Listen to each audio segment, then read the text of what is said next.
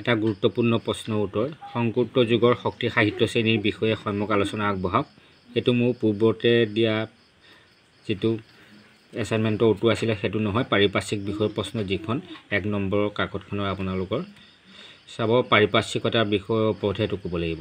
সংকৃত যুগৰ শক্তি সাহিত্য শ্ৰেণীৰনো কেনেদৰে প্ৰকৃতি বা পাৰিপাৰ্শ্বিকতাৰ কথা বৰ্ণনা হৈছে তাৰ ওপৰত লিখিবলগীয়া হৈছে।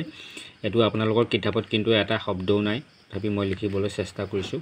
বহু সংখ্যকে কমেণ্ট কৰি পেলাই জনা আছিলে যে এইটো দিব লাগে, সেইটো কাৰণে মই দিছোঁ আপোনালোকৰ সুবিধা হৈ। কিন্তু আটাইতকৈ ডাঙৰ কথাটো হ'ল এইটো মই কালিয়ে কৈছিলোঁ যে এইটো মই দিম বুলি আপোনালোকক। মই আচলতে অলপ ছাছপেনশ্যনত ৰাখিছিলোঁ যে মই আপোনালোকক তৎক্ষণাত দিম বুলি ভাবিছিলোঁ, কিন্তু তথাপি আজি কিছু কাৰিকৰী কাৰণত মই দিব নোৱাৰিলোঁ।